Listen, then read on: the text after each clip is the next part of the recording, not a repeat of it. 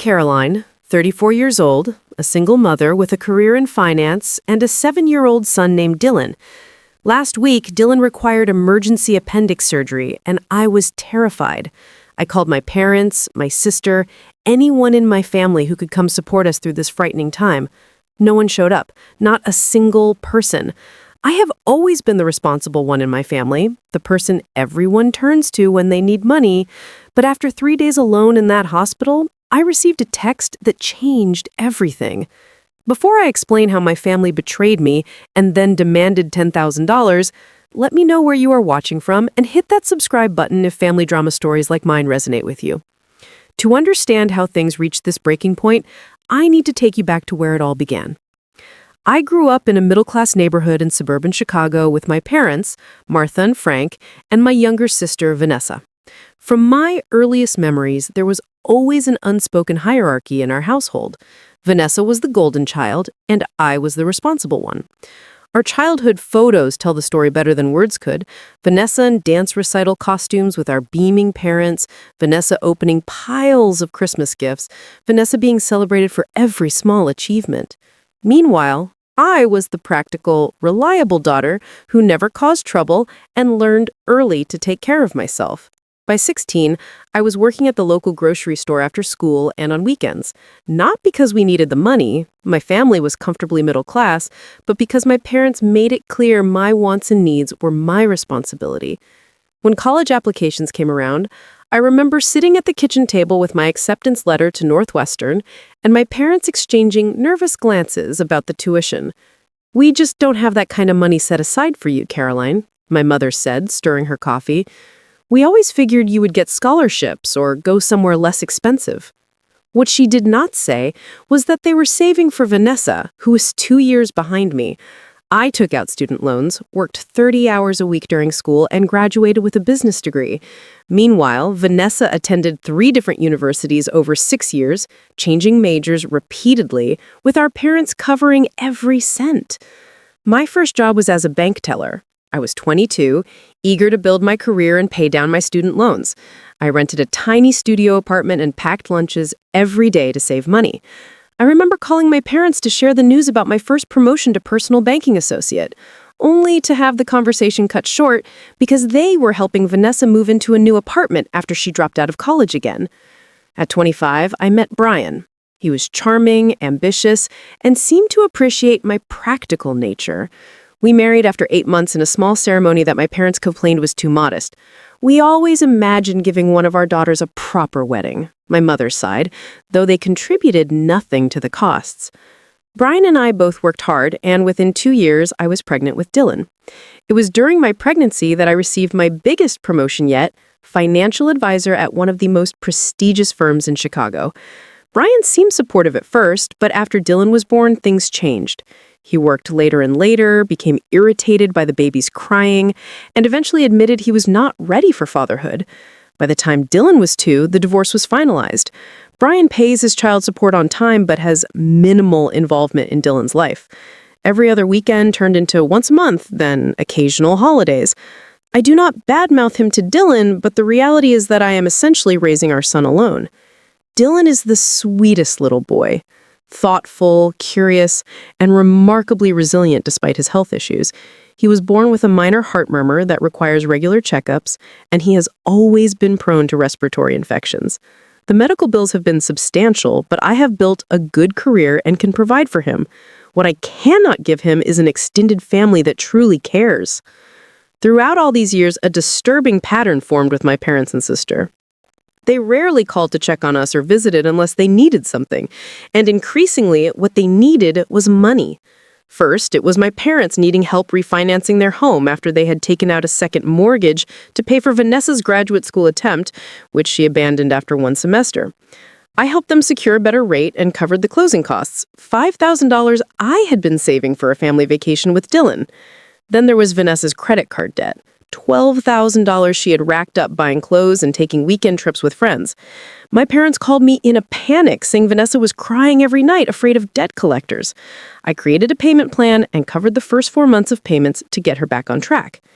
Each time, I received effusive thanks and promises that things would be different. Each time, months would pass with no contact until the next crisis emerged. Meanwhile, when I mentioned Dylan's school achievements or health concerns, I received distracted responses or the subject was quickly changed. "Your sister is just going through a difficult time right now," my mother would say whenever I expressed frustration at the one-sided relationship. "Family helps family. You are just better with money, Caroline. It has always come easy to you." Nothing about my financial stability came easily. I worked 60-hour weeks while raising a child alone. I carefully budgeted every dollar. I sacrificed vacations, new clothes, and dinners out to build security for Dylan and myself.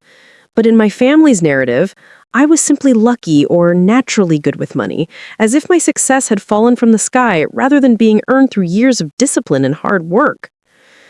This was the family dynamic I had reluctantly accepted, the responsible daughter who would always be expected to rescue everyone else while receiving minimal emotional support in return.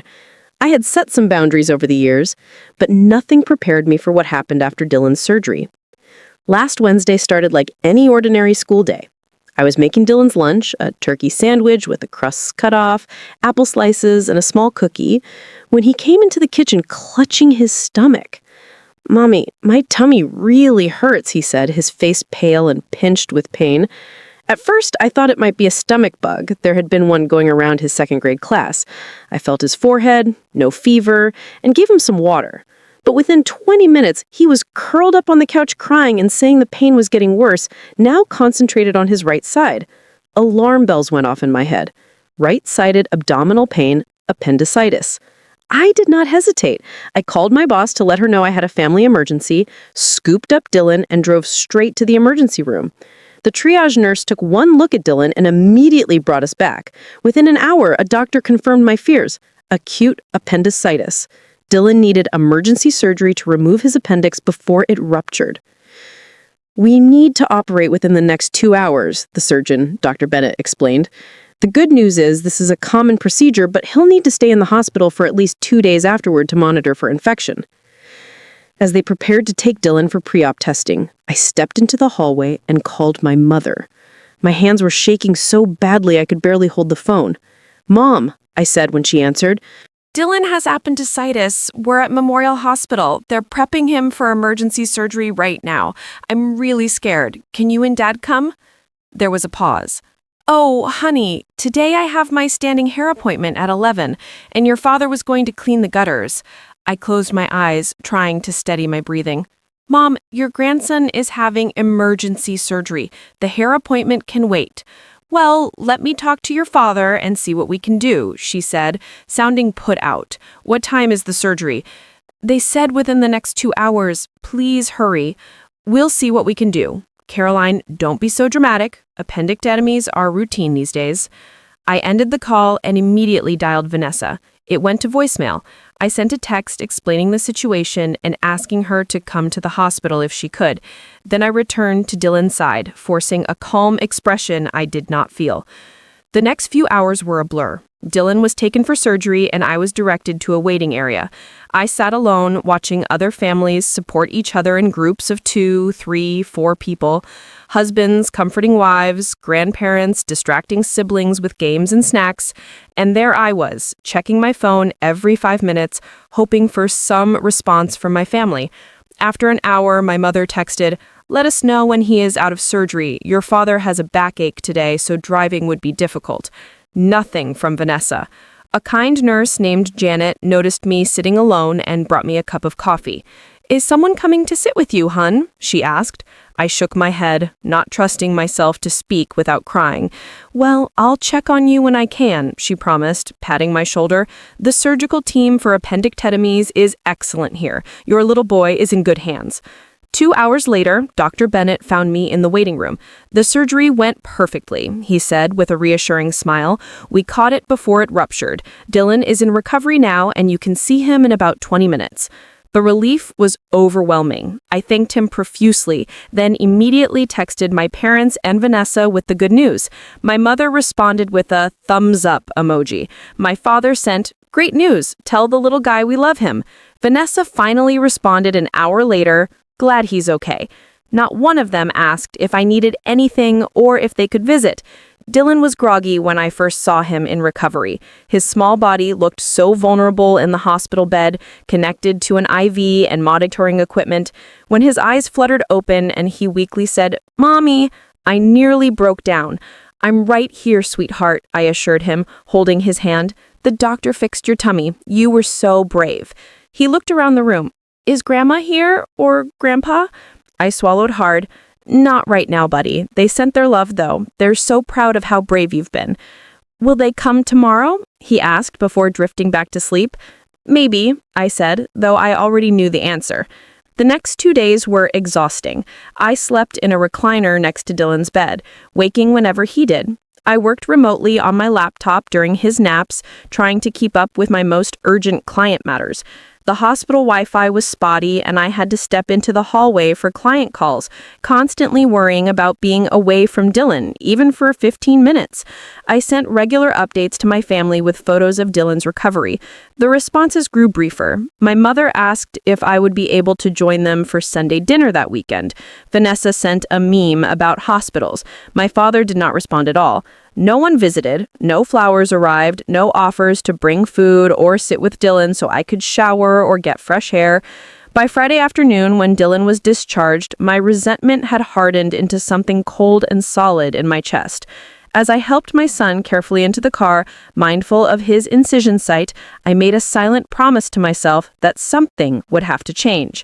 At home, I settled Dylan on the couch with his favorite stuffed dinosaur and a Disney movie.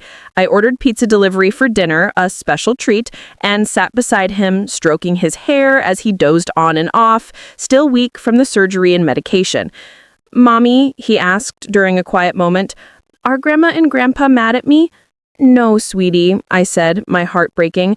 "Why would you think that?" "Because they didn't come see me in the hospital. Mason's grandparents brought him a teddy bear when he broke his arm." I took a deep breath. "Grandma and Grandpa love you very much. They've just been very busy. It's not your fault at all." He seemed to accept this, but I saw the hurt in his eyes. At 7 years old, he was already learning a painful lesson about our family's priorities. That night, after Dylan was asleep in his bed, I allowed myself to cry for the first time since this ordeal began.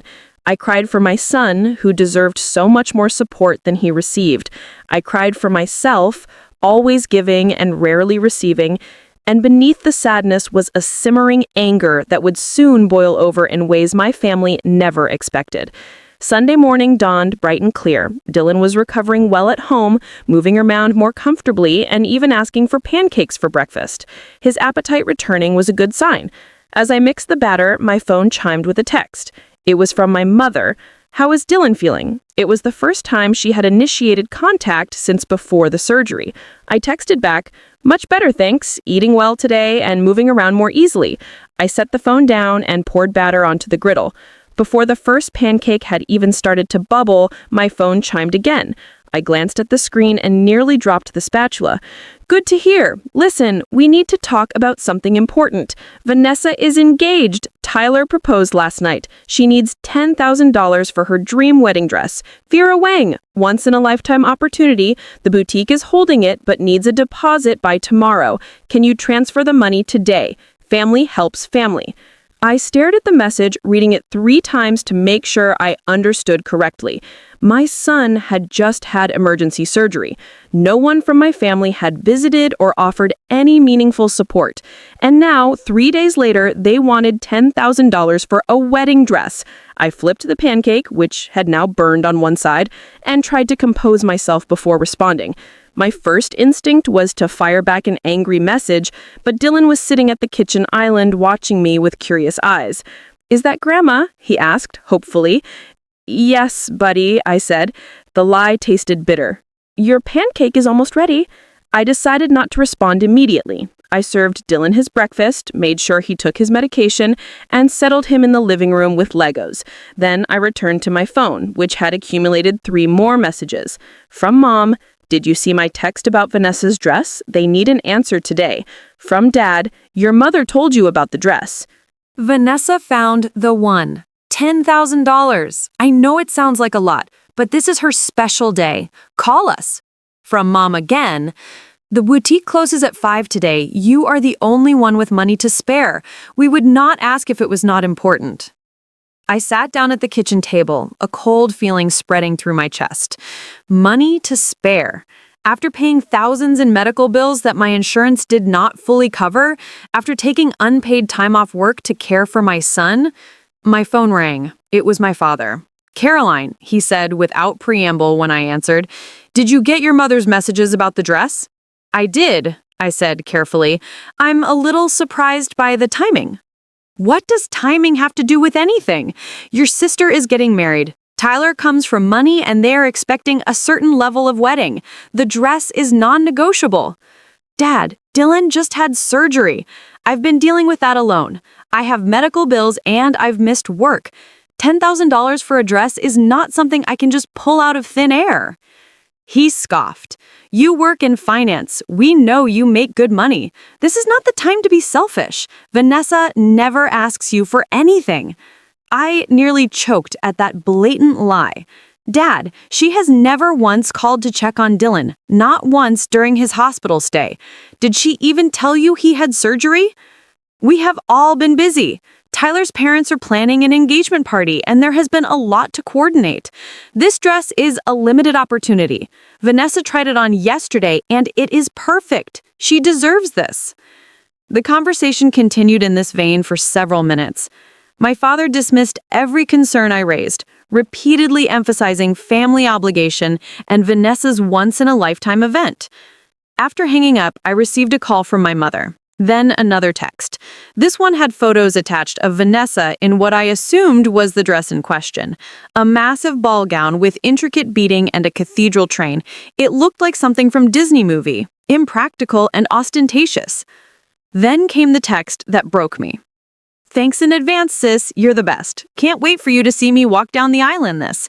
Tyler's family is so impressed with it. I need your banking details to give to the boutique for the deposit. Love you." Not a single word about Dylan, not even a pretense of concern for her nephew who had just undergone emergency surgery. I sat at my kitchen table, staring at the phone, and something inside me shifted. It was not just anger, it was clarity. I had been used by my family for years, treated as nothing more than a convenient ATM, and I had allowed it to happen. Even worse, I had taught Dylan by example that this was what family relationships should look like: one-sided, exploitative, and devoid of genuine care. As a financial advisor, I had counseled clients about financial boundaries and even recognized signs of financial abuse in their relationships. Yet I had failed to apply the same standards to my own family situation. I had enabled their behavior time and again, always hoping that the next time would be different.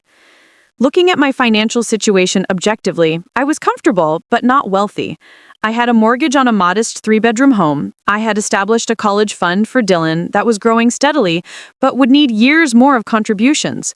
I had an emergency fund that this surgery had already dipped into, and I had retirement savings that were on track, but certainly not excessive.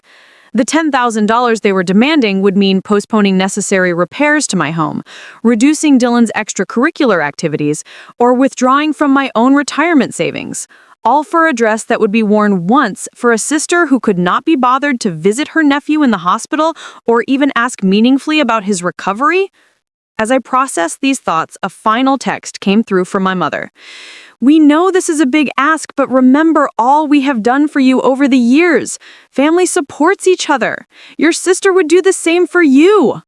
That was when I knew exactly what I needed to do. That afternoon, while Dylan napped, I sat down at my desk and opened my laptop.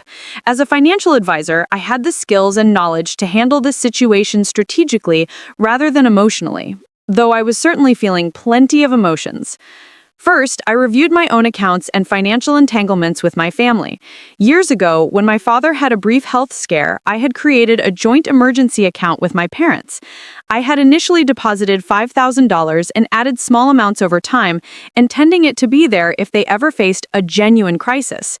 The account now held just over $8,000. Out of curiosity, I checked the transaction history. What I found stunned me. There had been dozens of small withdrawals over the past year. $200 here, $300 there, none of which had been discussed with me. The most recent withdrawal, just last week while Dylan was in the hospital, had been for $600 with a memo line reading, "Advance for V-dress shopping." They had already been using this emergency fund for Vanessa's wedding expenses without even telling me. My blood boiled, but I forced myself to think clearly. This was not the time for an emotional reaction. This was the time to set firm boundaries. During my training as a financial advisor, I had attended a seminar on financial abuse and exploitation. The instructor had emphasized that financial boundaries, once violated, needed to be reestablished decisively and completely. Half measures only invited further exploitation. I picked up my phone and called Robert, the manager at my bank branch, who had become something of a mentor to me over the years. "Caroline," he greeted me warmly, "how is Dylan doing? I heard about his appendix." At least someone had been paying attention to my family crisis. I updated him briefly on Dylan's recovery, then explained why I was calling. "I need to make some changes to my accounts, particularly regarding authorized access, and I would like your advice on the best way to handle this situation." I laid out the basics, the joint emergency account, the unauthorized withdrawals, and the current demand for $10,000. Robert listened without interrupting. Unfortunately, this type of family financial entanglement is more common than you might think, he said when I finished. The good news is we can take steps immediately to protect your assets.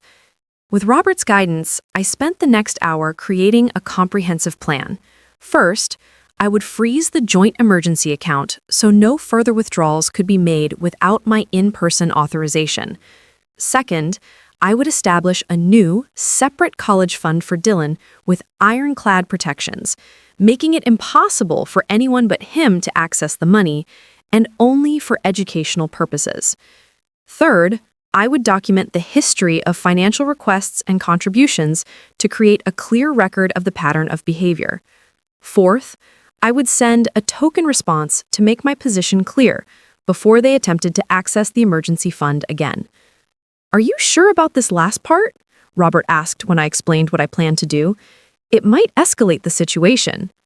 "I'm sure," I said firmly. "This has been building for years. If I do not make a clear statement now, nothing will change." After ending the call with Robert, I logged into my banking app. I initiated a $1 transfer to my sister's account with a memo line that read, "Buy a veil. This is all you get after abandoning Dylan." Then I completed the paperwork to freeze access to the emergency account and changed all the permissions. I also transferred the remaining balance to a new account in my name only, except for $100 I left behind. I set up the new educational trust for Dylan with the strictest controls available. No one, not my parents, not Vanessa, not even me, would be able to withdraw that money for anything other than educational expenses. It was now completely protected. As I worked, I felt a strange mix of emotions. There was anger, certainly, but also a growing sense of empowerment. For years, I had accepted my assigned role in the family, the responsible one, the provider, the ATM. For the first time, I was taking control of my own financial boundaries and, by extension, my relationship with my family. I knew there would be backlash. My mother would cry and accuse me of being selfish. My father would make veiled threats about family loyalty. Vanessa would alternate between sweet-talking and vicious accusations. I had seen this pattern before whenever I attempted even minor boundary setting. But this time would be different. This time, I had concrete protection in place. This time, I was thinking not just of myself, but of the example I was setting for Dylan. What kind of relationships did I want him to accept as normal? What kind of treatment did I want him to believe he deserved? As I finalized the last details, I heard Dylan calling for me from his bedroom. I closed my laptop, took a deep breath, and went to check on my son. Whatever storm was coming, I was prepared to weather it for both our sakes. Monday morning arrived with the predicted storm. I had just dropped Dylan off at school. He had insisted he felt well enough to go, though I made arrangements with his teacher for limited activity, and arrived at my office when my phone exploded with notifications. 6 missed calls from my mother, 4 from my father, 12 text messages from Vanessa, 2 voicemails. I settled at my desk and steeled myself before checking the first voicemail. It was my mother, her voice tearful and frantic. "Caroline Elizabeth, what is the meaning of this $1? Is this some kind of joke? The boutique needs the deposit by noon today, or Vanessa loses the dress. Call me immediately." The second voicemail was even more emotional. "I do not know what kind of game you are playing, but this is your sister's future happiness at stake. We raised you better than this.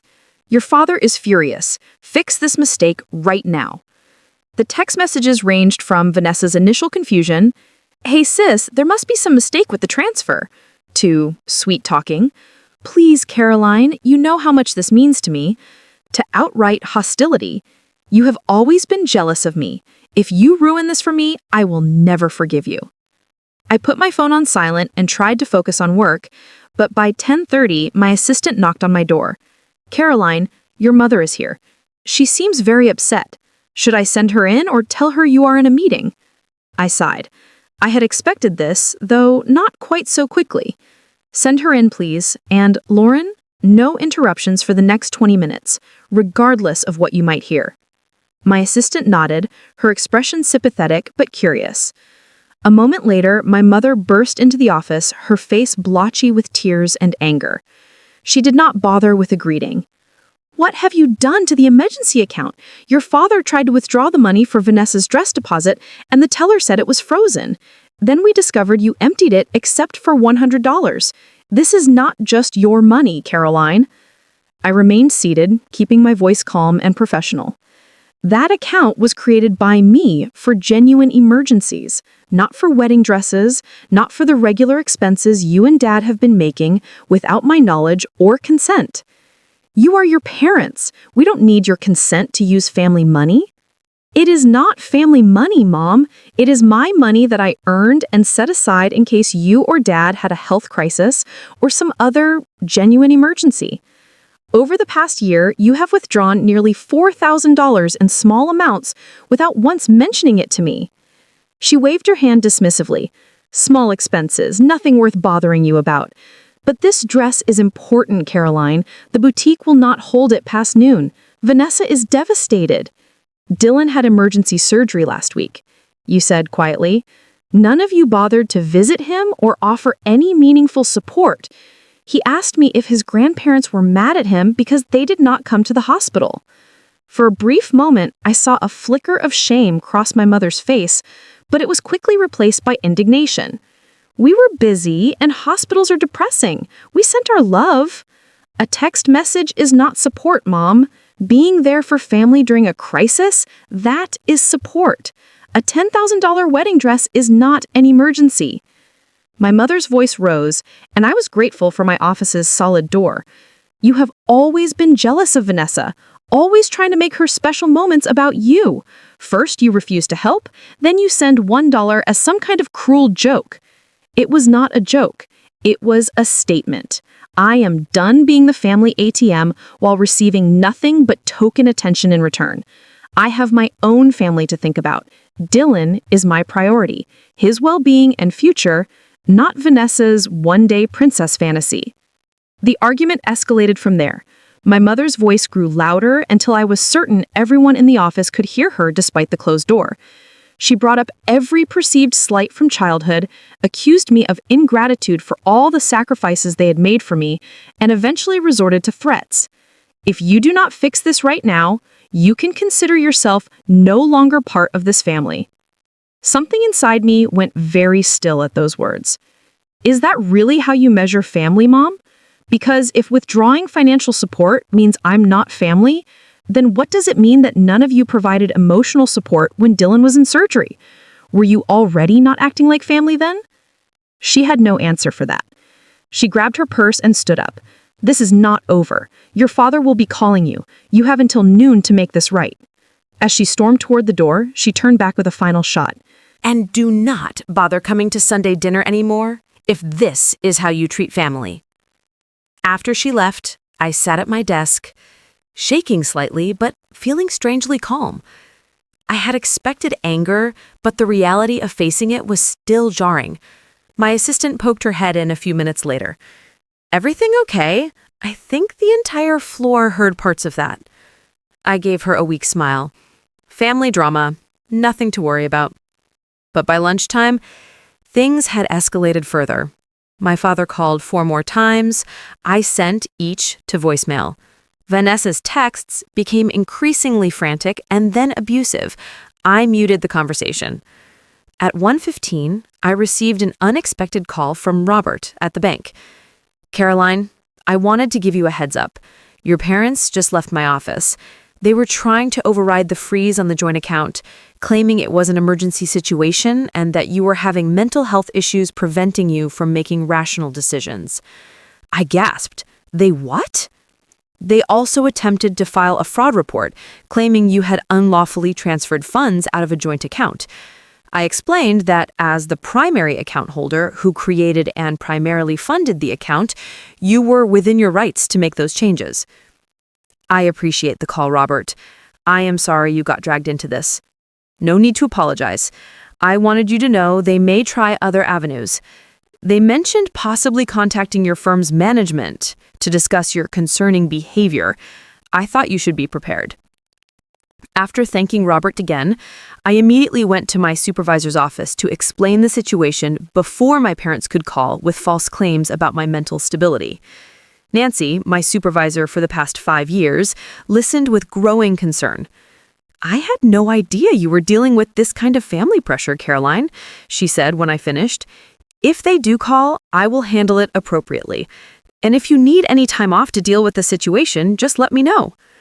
By the end of the workday, I had received notice that my parents had attempted to make 3 separate withdrawals from the now frozen emergency account, each declined by the system I had put in place.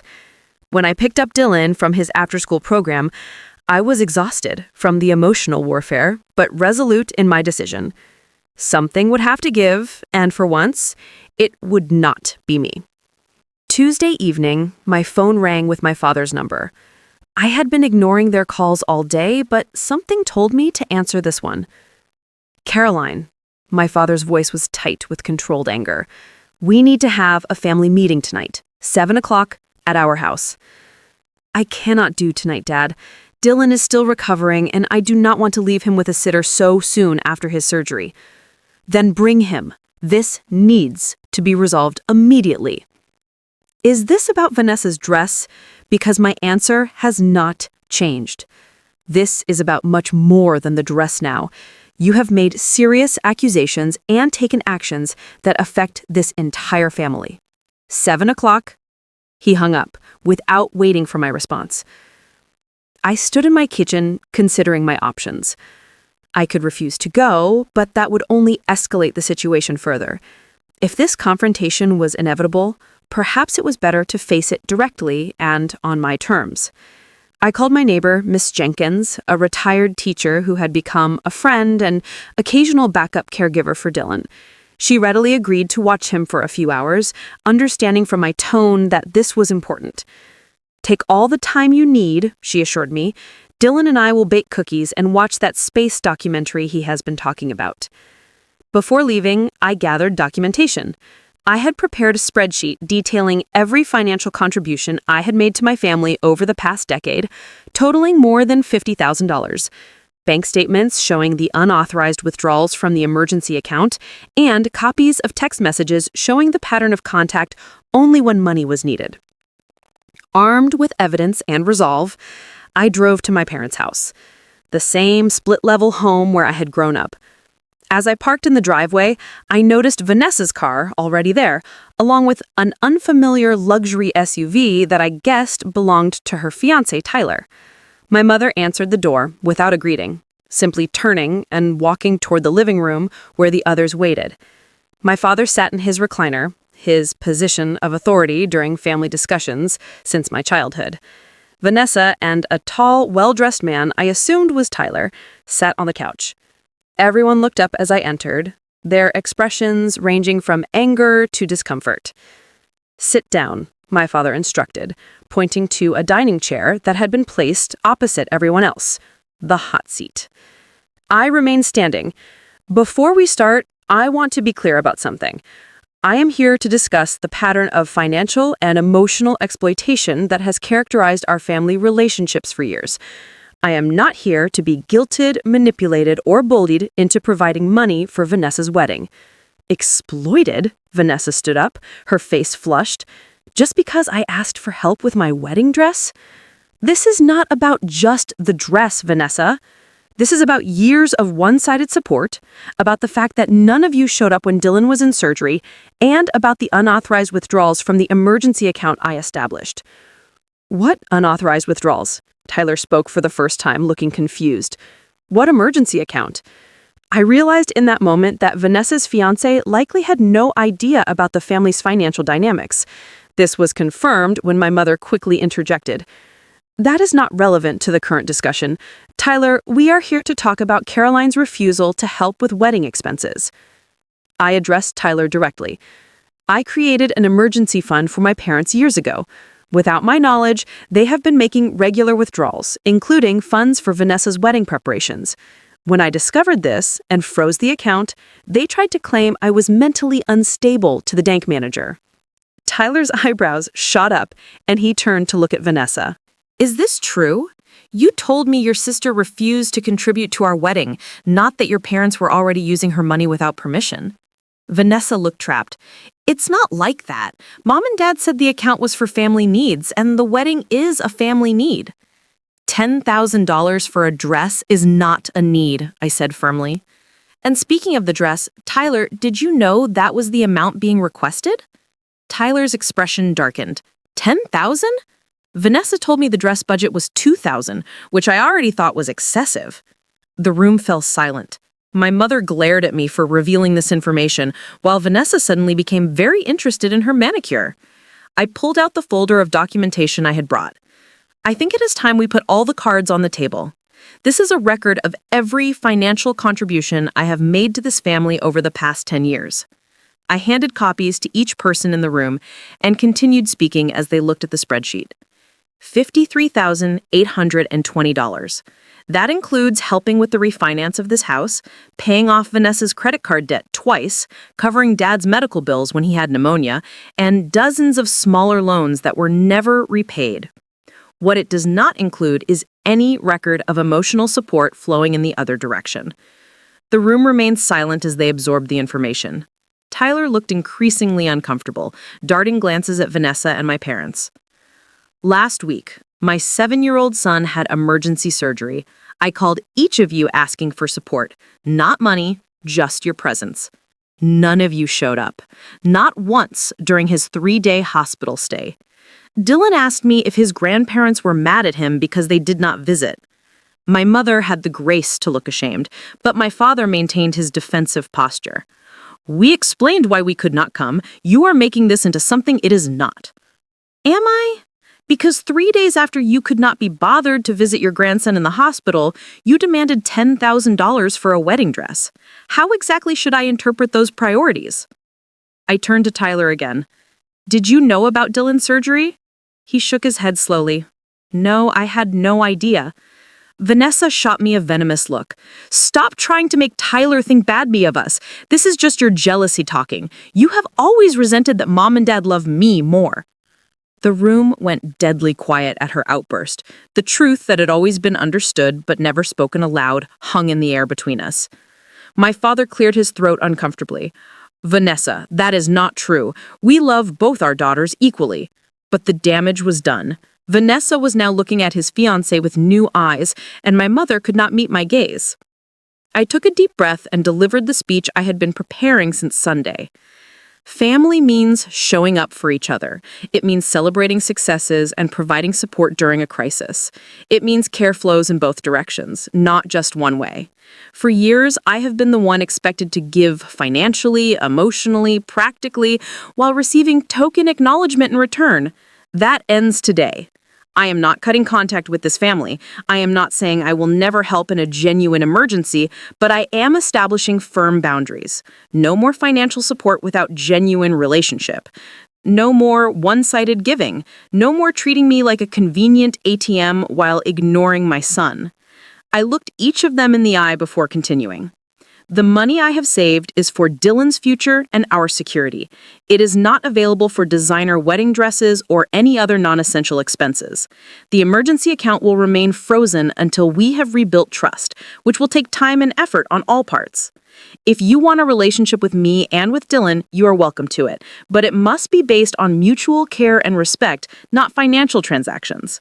The choice is yours. I stood up, gathering my purse and the folder of documentation. No one spoke as I walked toward the door. Just as I reached it, Tyler's voice stopped me. Caroline, I want to apologize. I had no idea about any of this, especially about your son's surgery. For what it's worth, I think you were absolutely right about family priorities. I nodded my thanks to him, noting Vanessa's shocked expression, and left without another word. As I drove home, I felt lighter than I had in years, as if a burden I had carried so long I had forgotten it was there had finally been lifted from my shoulders. 2 months have passed since that showdown in my parents' living room, and much has changed. Dylan has fully recovered from his surgery, back to his energetic self, riding his bike and building elaborate Lego structures across his bedroom floor. The physical healing was straightforward. The emotional landscape has been more complicated. For the first 3 weeks after the confrontation, there was complete silence from my family. No calls, no texts, not even the usual social media interactions. I used that time to focus on Dylan and myself, establishing new routines and priorities, free from the constant background anxiety of anticipating the next financial request. I started seeing a therapist, Dr. Morgan, who specializes in family dynamics and boundary setting. Our weekly sessions have helped me recognize patterns I had normalized for so long. The subtle manipulation techniques, the emotional withholding, the implied obligations that were never reciprocated. What you are describing is a classic family system with rigid roles, Dr. Morgan explained during an early session. You were assigned the role of provider and fixer, while your sister was given the role of being taken care of. Breaking out of these roles threatens the entire system, which is why the backlash was so severe. With her guidance, I have been working on maintaining my boundaries while processing the grief of losing the family relationship I had always hoped for, but never truly had. It has not been easy, but it has been necessary. The financial freedom has been unexpectedly liberating. Without the constant drain of family emergencies, I've been able to plan a summer vacation for Dylan and me, our first real vacation that wasn't just visiting relatives. We are going to spend a week at a beach resort with swimming pools and kids' activities. Dylan talks about it constantly, his excitement a daily reminder that I made the right decision. I also started the home renovation project I had been postponing for years. Nothing extravagant, just updating our worn kitchen cabinets and replacing the stained carpet in the living room with hardwood floors, creating a home that feels truly ours, not just a place we inhabit between work and school. The first crack in the family silence came 6 weeks after our confrontation. A letter arrived, not an email or text, but an actual handwritten letter from Vanessa. I sat on my back porch with a cup of tea, steeling myself before opening it. "Dear Caroline," it began, "Tyler and I have postponed our wedding. After our family meeting, he had a lot of questions about our financial situation and expectations. We have been having long talks about priorities and values that have not always been comfortable." She went on to acknowledge, albeit somewhat grudgingly, that she had been oblivious to Dylan's surgery and health challenges. "I realize I have not been the kind of aunt I should have been," she wrote. "I cannot change the past, but I am trying to think more about how my choices affect others." It was not exactly a profound apology, but coming from Vanessa, it was significant. She closed by saying she was not asking for anything, just opening a door to possibly rebuild some kind of relationship in the future. I wrote back a brief, polite note, thanking her for the letter and expressing hope that her conversations with Tyler would lead to a stronger foundation for their marriage. I did not rush to forgive or pretend everything was resolved, but I did leave the door open a crack. A week after that exchange, a birthday card arrived for Dylan from my parents. Inside was a gift certificate to a local toy store and a note saying they would like to take him out for ice cream sometime if that would be okay with me. No demands, no guilt trips, just a small olive branch.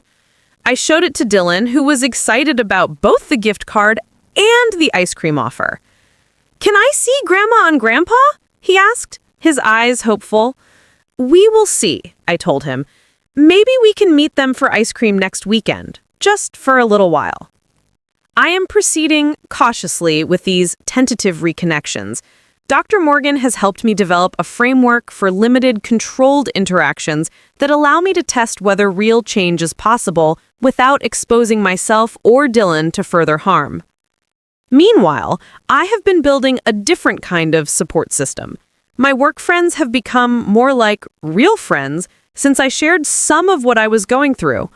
2 colleagues and I now have a standing monthly dinner date where we take turns watching each other's children. Ms. Jenkins from next door has become something of a surrogate grandmother to Dylan. She takes him gardening in her backyard and has been teaching him to bake. He proudly brought home chocolate chip cookies last week that they had made together, saving the biggest one for me. Dylan himself has shown remarkable resilience through all of this. Children are perceptive. He knew something was wrong with our family dynamics long before I explicitly addressed it.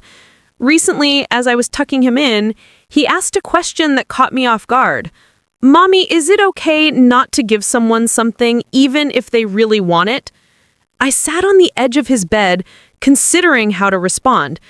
"Yes, buddy, it is okay to say no, even to people you care about, if what they are asking for is not right for you to give." "Why do you ask?" "Joey at school wanted me to give him my new action figure, and he said best friends always share everything. But I did not want to give it to him because it was special to me. Was that okay?" I hugged him close. That was absolutely okay. Real friendship is not about taking things from each other.